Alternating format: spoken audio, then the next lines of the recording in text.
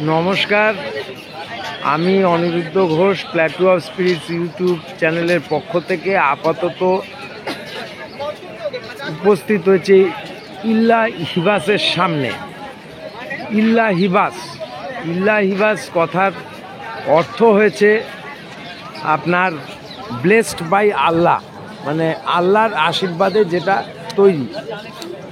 তো এই হয়েছে ইল্লা হিবাস তৈরি হয়েছিল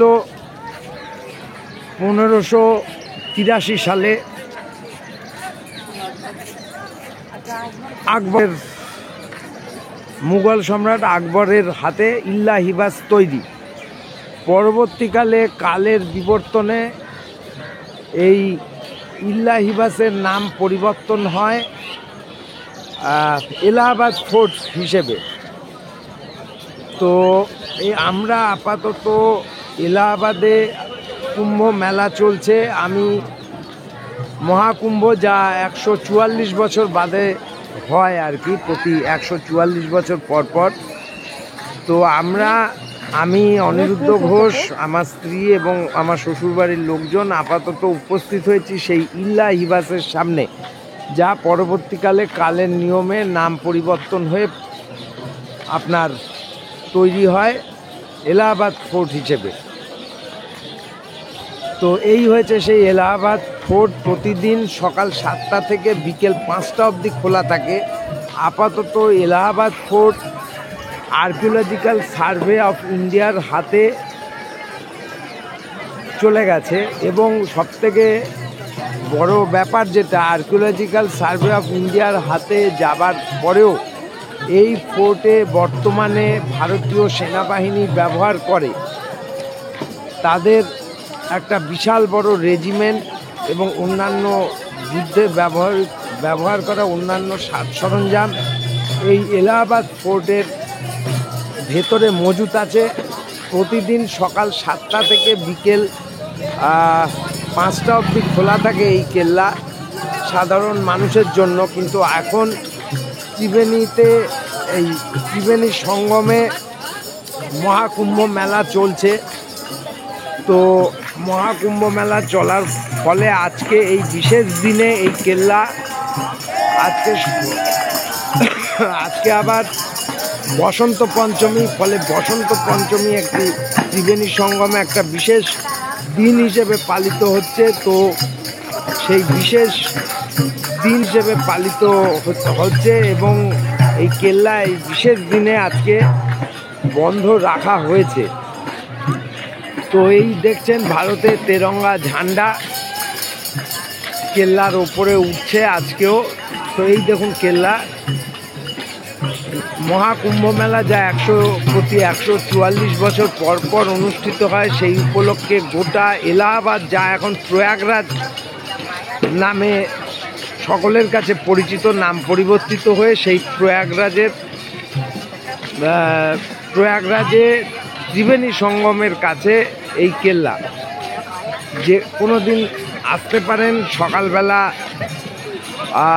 7টার থেকে বিকেল 5টা অবধি খোলা।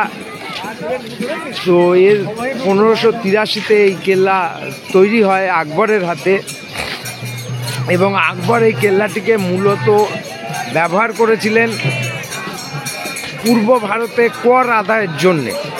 যদিও আকবরের একটা বিশাল সেনাবাহিনী একটা অংশ এই কেল্লাতে থাকতেন, কিন্তু এই কেল্লা মূলত ব্যবহার করা হতো একটা বিশাল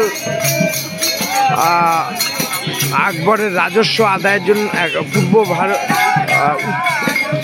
উত্তর ভারত এবং কিছুটা পূর্ব ভারতে রাজস্ব আদায়ের জন্য মুঘল সাম্রাজ্যে।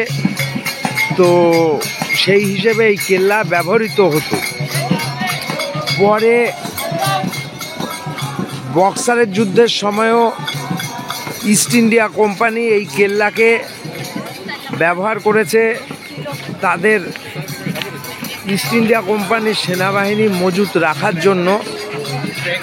তো আজকে এই হয়েছে দুর্গের বুরুজ, দেখতে পাচ্ছেন এই একটা বুরুজ এবং তখন এই যে রাস্তা এখন দেখতে পাচ্ছেন, এই বুরুজ থেকে তখন এই ত্রিবেণী সঙ্গমে লক্ষ্য রাখা হতো। এই দিকে হয়েছে ত্রিবেণী সঙ্গম এবং এই কেল্লা ছিল এই ত্রিবেণী সঙ্গমের পাশেই। গঙ্গা যমুনা সরস্বতী মিলিয়ে হয়েছে ত্রিবেণী সঙ্গম। তো এখন গঙ্গা যমুনার অস্তিত্ব আছে, সরস্বতীর সেই অর্থে অস্তিত্ব নেই।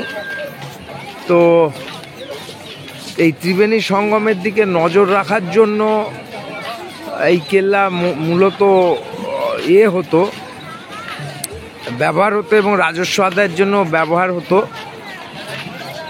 তো এই হয়েছে কেল্লা, সেই কিল্লা হিবাস বা পরে নাম পরিবর্তিত হয়ে এলাহাবাদ ফোর্ট, এখন আবার নাম পরিবর্তিত হয়ে প্রয়াগরাজ ফোর্ট।